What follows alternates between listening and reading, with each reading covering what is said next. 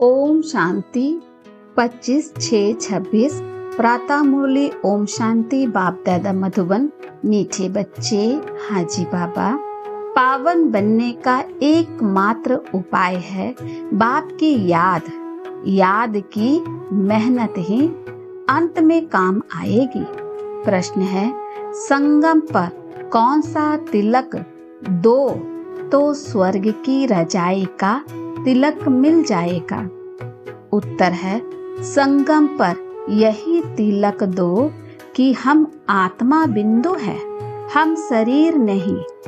अंदर में यही घोटते रहो कि हम आत्मा है, हमें बाप से बरसा लेना है।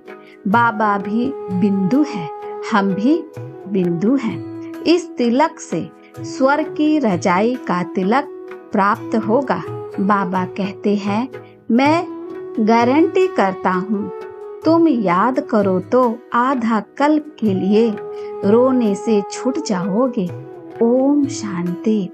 यह फुरना चाहिए कि मुझ आत्मा को बाप को जरूर याद करना है, तब पावन बन सकते हैं।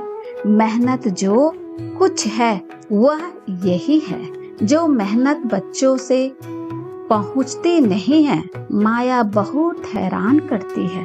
एक बाप की याद भुला देती है, दूसरे की याद आ जाती है। बाप अथवा साजन को याद नहीं करते हैं। ऐसे साजन को तो कम से कम 8 घंटा याद करने की सर्विस देनी है, अर्थात साजन को मदद देनी है याद करने की, अथवा बच्चों को बाप को याद करना चाहिए। यह है बहुत बड़ी मेहनत। गीता में भी है, मन मना भवा। बाप को याद करते रहो। उठते बैठते चलते फिरते एक बाप को ही याद करते रहो और कुछ नहीं। पिछाड़ी को यह याद ही काम आएगी। अपने को आत्मा अशरीरी समझो। अब हमको वापिस जाना है। यह मेहनत बहुत करनी है। सवेरे स्नान आदि करके फिर एकांत में ऊपर छत पर वे हॉल में आकर बैठ जाओ। जितना एकांत हो उतना अच्छा है। हमेशा यही ख्याल करो कि हमको बाप को याद करना है, बाप से पूरा बरसा लेना है। यह मेहनत हर 5000 वर्ष बाद तुमको करनी पड़ती है। सतयुग, त्रेता, द्वापर, कलयुग, कहाँ भी तुमको यह मेहनत नहीं करनी पड़ेगी। इस संगम पर ही तुमको बाप कहते हैं कि मुझे याद करो। बस यही बेला है जब बाप कहते हैं मुझे याद करो। बाप आते भी संगम पर हैं और कभी बाप आते ही नहीं। तुम भी नंबरवार पुरुषार्थ अनुसार जानते हो। बहुत बच्चे बाप को भूल जाते हैं, इसीलिए बहुत धोखा खाते हैं। रावण बहुत धोखेबाज है, आधा कल्प का यही दुश्मन है। इसीलिए बाप कहते हैं, रोज सवेरे उठकर यह विचार सागर मंथन करो और यही चार्ट रखो। कितना समय हमने बाप को याद किया, कितनी जंग उतरी होगी। सारा मदार याद के ऊपर है। बच्चों को पूरी कोशिश करनी है। अपना पूरा बरसा पाने लिए नर से नारायण बनना है। यह है सच्ची सत्य नारायण की कथा। भक्त लोग पुण्यमासी के दिन सत्य नारायण की कथा करते हैं। अभी तुम जानते हो 16 कला संपूर्ण बनना है, वह बनेंगे सत्य बाप को याद करने से। बाप है श्रीमत देने वाला। बाप कहते हैं, गृहस्थ में रहो, धंधा धोरी आदि कुछ भी करो, बाप को याद जरूर करना है और पावन बनना है। बस याद नहीं करेंगे तो रावण से कहाँ न कहाँ धोखा खाते रहेंगे। इसीलिए मूल बात समझाते हैं याद की। शिव बाबा को याद करना है। देह सहित देह के जो भी संबंधी हैं उनको भूल अपने को आत्मा निश्चय करो। बाप बार बार समझाते हैं, अपने को आत्मा समझ बाप को याद करना है, नहीं तो फिर अंत में बहुत बहुत पछताएंगे, बहुत धोखा खाएंगे। कोई ऐसा जोर से थप्पड़ लगेगा जो माया एकदम काला मुंह करा देगी। बाप आए हैं गोरा मुंह बनाने। इस समय सब एक दो का काला मुंह करते रहते हैं। गोरा बनाने वाला एक ही बाप है, जिसकी याद से तुम गोरे स्वर के मालिक बनोगे। यह है ही पतित दुनिया। बाप आते ही हैं पतितों को पावन बनाने। बाकी तुम्हारे धंधा धोरी आदि से बाबा का कोई संबंध नहीं है। शरीर निवा अर्थ तुमको जो करना है सो करो। बाप तो सिर्फ कहते हैं मन मना भवा। तुम कहते भी हो हम कैसे पावन दुनिया का मालिक बने। बाप कहते हैं सिर्फ मुझे याद करो बस, और कोई उपाय पावन बनने का है नहीं।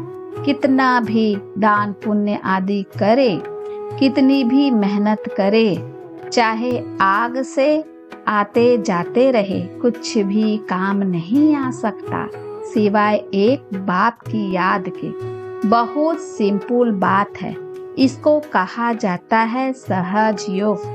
अपने से पूछो, हम अपने मीठे मीठे बाप को सारे दिन में कितना याद करते हैं। दिन में तो कोई पाप नहीं होते हैं, अशरीरी हो जाते हैं। बाकी दिन में बहुत पाप होते रहते हैं है, और पुराने पाप भी बहुत हैं। मेहनत करनी है याद की। यहाँ आते हो तो यह मेहनत करनी है। बाहर के बाह्यात संकल्पों को उड़ा दो, नहीं तो वायुमंडल बड़ा खराब कर देते हैं। घर के खेती बाड़ी के ख्यालात चलते रहते हैं। कभी बच्चे याद पड़ेंगे, कभी गुरु की याद आएगी। संकल्प चलते रहेंगे तो वायुमंडल को खराब कर देंगे। मेहनत नहीं करने वाले विधन डालते हैं। यह इतनी मेहीन बातें हैं, तुम भी अभी जानते हो, फिर कभी नहीं जानोगे। बाप अभी ही बरसा देते हैं, फिर आधा कल्प के लिए निश्चय हो जाते हैं। लौकिक बाप के फुरने ख्यालात और बेहद बाप के फुरने में कितना अंतर है। बाप कहते हैं कि भक्ति मार्ग में मुझे कितना फुरना रहता है। भगत कितना घड़ी घड़ी याद करते हैं। सतयुग में कोई भी याद नहीं करते। बाप कहते हैं कि तुमको इतना सुख देता हूँ जो तुमको मुझे वहाँ याद करने की दरकार ही नहीं रहेगी। हम जानते हैं हमारे बच्चे सुख धाम शांति धाम में बैठे हैं, दूसरा कोई मनुष्य समझ ना सके। ऐसे बाप में निश्चय बुद्धि होने में माया विधन डालती है। बाप कहते हैं कि सिर्फ मुझे याद करो तो तुम्हारे में जो अलाए पड़ गई है, चांदी तांबा लोहा, वह निकल जाएगी। गोल्डन एज में सिल्वर में आने में भी 2 कला कम होती है। यह बातें तुम सुनते और समझते हो। जो सच्चा ब्राह्मण होगा उनको अच्छी रीति बुद्धि में बैठेगा, नहीं तो बैठेगा नहीं, याद टिकेगी नहीं। सारा मदार बाप को याद करने पर है। बार बार कहते हैं बच्चे बाप को याद करो। यह बाबा भी कहेंगे शिव बाबा को याद करो। शिव बाबा खुद भी कहेंगे मुझ बाप को याद करो। आत्माओं को कहते हैं हे बच्चे, वह निराकार परमात्मा भी आत्माओं को कहेंगे। मूल बात ही यह है, कोई भी आए तो उनको पहले पहले बोलो कि अल्फ को याद करो, और कोई तिक तिक नहीं करनी है। सिर्फ बोलो, अपने को आत्मा समझ बाप को याद करो। यही अंदर घोटना है। हम आत्मा है, गाते भी है ना।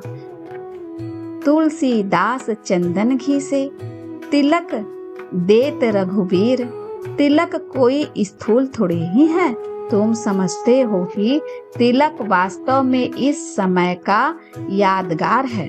तुम याद करते रहते हो, गोया रजाई का तिलक देते हो। तुमको रजाई का तिलक मिलेगा, डबल सिरताज बनोगे। रजाई का तिलक मिलेगा अर्थात स्वर्ग के महाराजा महारानी बनेंगे। बाप कितना सहज बताते हैं। बस सिर्फ यह याद करो, हम आत्मा है, शरीर नहीं। हमको बाप से बरसा लेना है। तुम जानते हो हम आत्मा बिंदु मिसल है, बाबा भी बिंदी है। बाबा ज्ञान का सागर, सुख का सागर है। वह हमको वरदान देते हैं, इनके बाजू में आकर बैठते हैं। गुरु अपने शिष्य को बाजू में बिठाए सिखाते हैं, यह भी बाजू में बैठते हैं।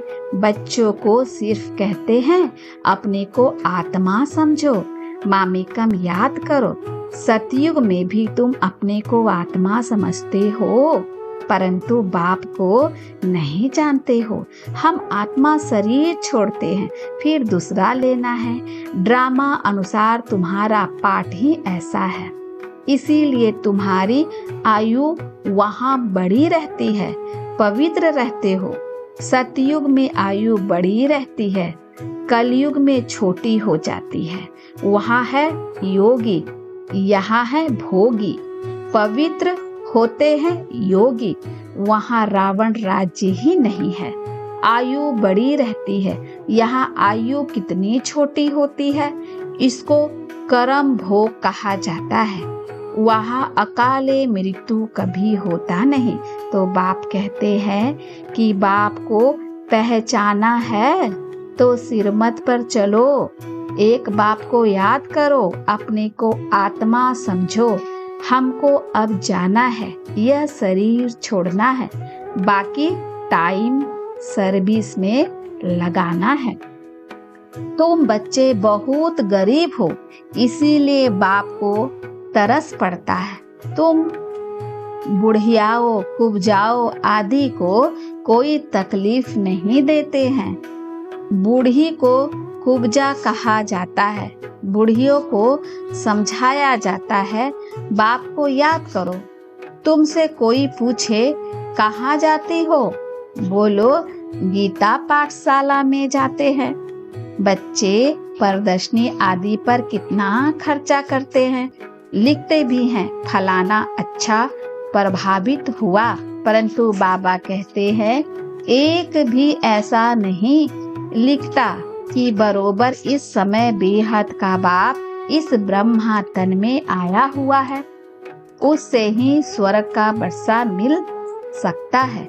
बाबा समझ जाते हैं कि एक को भी निश्चय नहीं हुआ है, सिर्फ प्रभावित होते हैं।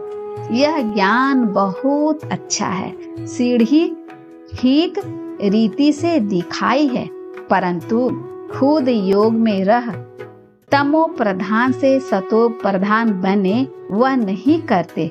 सिर्फ कहते हैं समझानी बहुत अच्छी है परमात्मा से वर्षा पाने की, परंतु खुद पाए वह नहीं, कुछ भी पुरुषार्थ नहीं करते हैं।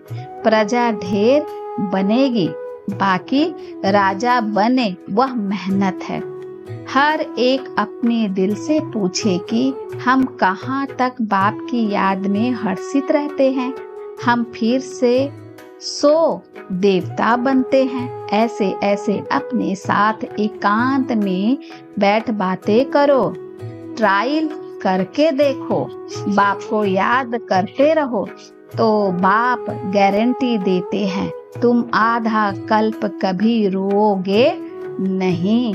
अभी तुम कहते हो बाबा आकर हमको रावण माया पर जीत पहनाते हैं। जो जितनी मेहनत करते हैं अपने लिए ही करते हैं। फिर तुम आओगे नई दुनिया में, पुरानी दुनिया का हिसाब किताब भी चुकतू करना है, जबकि तुमको तमो प्रधान से सतो प्रधान बनना है। पावन बनने की युक्ति भी बताते हैं। यह है कयामत का समय, सबका विनाश होना है, नई दुनिया की स्थापना होनी। तुम जानते हो हम इस मृत्यु लोक में यह शरीर छोड़ फिर नई दुनिया अमर लोक में आएंगे। हम पढ़ते ही हैं नई दुनिया के लिए, और कोई ऐसी पाठशाला नहीं जहाँ भविष्य के लिए पढ़ाते हो। हाँ, जो बहुत दान पुण्य करते हैं तो राजा के पास जन्म लेते हैं। गोल्डन स्पून इन माउथ कहा जाता है। सतयुग में तुमको मिलता है। कलयुग में भी जो राजाओं के पास जन्म लेते हैं उनको भी मिलता है। फिर भी यहाँ तो अनेक प्रकार के दुख रहते हैं। तुमको तो भविष्य 21 जन्म के लिए कोई दुख नहीं होगा, कभी बीमार नहीं पड़ोगे। गोल्डन स्पून इन स्वर्ग यहाँ है। अल्प काल के लिए रजाई तुम्हारी है, 21 जन्म के लिए। बुद्धि से अच्छी रीति काम लेना है, फिर समझना है ऐसे नहीं कि भक्ति मार्ग में राजा नहीं बन सकते हैं। कोई कॉलेज अथवा हॉस्पिटल बनाते हैं तो उनको भी एवजा मिलता है। हॉस्पिटल बनाते हैं तो दूसरे जन्म में अच्छी तंदुरुस्ती रहेगी। कहते हैं ना, इनको सारी आयु में बुखार भी नहीं हुआ। बड़ी आयु होती है, बहुत दान आदि किया है, हॉस्पिटल आदि बनाते हैं, तब आयु बढ़ती है। यहाँ तो योग से तुम एवर हेल्दी वेल्दी बनते हो। योग से तुम 21 जन्म के लिए सफा पाते हो। यह तो बहुत बड़ी हॉस्पिटल, बहुत बड़ी कॉलेज है। बाप हर बात अच्छी रीति समझाते हैं।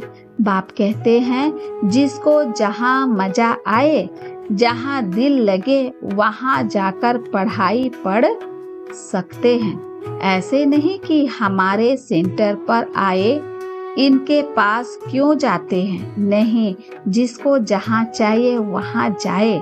बात तो एक ही है। मुरली तो पढ़कर सुनाते हैं, वह मुरली यहाँ से जाती है, फिर कोई विस्तार से अच्छा समझाते हैं, कोई सिर्फ पढ़कर सुनाते हैं। भाषण करने वाले अच्छी ललकार करते होंगे। कहाँ भी भाषण हो, पहले पहले बताओ। शिव बाबा कहते हैं अपने को आत्मा समझ मुझ बाप को याद करो तो तुम्हारे विकर विनाश होंगे और पावन दुनिया का मालिक बनोगे। कितना सहज समझाते हैं। अच्छा, मीठे मीठे सिख लद्दे बच्चों प्रति माता पिता बाप दादा का याद प्यार और गुड मॉर्निंग। रूहानी बाप की रूहानी बच्चों को नमस्ते। हम रूहानी बच्चों की ओर से रूहानी माता पिता बाप दादा को याद प्यार और नमस्ते बाबा, नमस्ते बाबा, शुक्रिया बाबा, शुक्रिया। धारणा के लिए मुख्य सार है। पहला, बाहर के बाह्यात व्यर्थ ख्यालातों को छोड़ एकांत में बैठ याद की मेहनत करनी है। सवेरे सवेरे उठकर विचार सागर मंथन करना और अपना चार्ट देखना है। दूसरा, जैसे भक्ति में दान पुण्य का महत्व है, ऐसे ज्ञान मार्ग में याद का महत्व है। याद से आत्मा को एवर हेल्दी वेल्दी बनना है। अशरीरी रहने का अभ्यास करना है। वरदान है, कंबाइंड रूप की सेवा द्वारा आत्माओं को समीप संबंध में लाने वाले कंबाइंड रूपधारी भव। सिर्फ आवाज द्वारा सेवा करने से प्रजा बनती जा रही है, लेकिन आवाज से परे स्थिति में स्थित हो, फिर आवाज में आओ, अव्यक्त स्थिति और फिर आवाज, ऐसे कंबाइंड रूप की सेवा बारिश बनाएगी। आवाज द्वारा प्रभावित हुए आत्माएं अनेक आवाज सुनने से आवागमन में आ जाती है, लेकिन कंबाइंड रूपधारी बन कंबाइंड रूप की सेवा करो तो उन पर कितनी भी रूप का प्रभाव पड़ नहीं सकता। स्लोगन है, साधनों में मेहनत के वैराग्य वृत्ति की धारणा मर्ज होने ना दो। साधनों में बेहद के वैराग्य वृत्ति की धारणा मर्ज होने ना दो। अव्यक्त इशारे सदा हर्षित रहने के लिए अपने नेचर को सरल बनाओ, सहनशील बनाओ। जो सहनशील बच्चे हैं वे अपनी सहनशीलता की शक्ति से कैसे भी कठोर संस्कार वाले को, कैसे भी कठिन कार्य को शीतल बना देते हैं, वे सहज कर देते हैं। सहनशीलता के गुण वाला गंभीर होगा और गहराई में जाएगा। वह कभी घबराएगा नहीं, गहराई में जाकर सफलता प्राप्त करेगा। अच्छा, ओम शांति।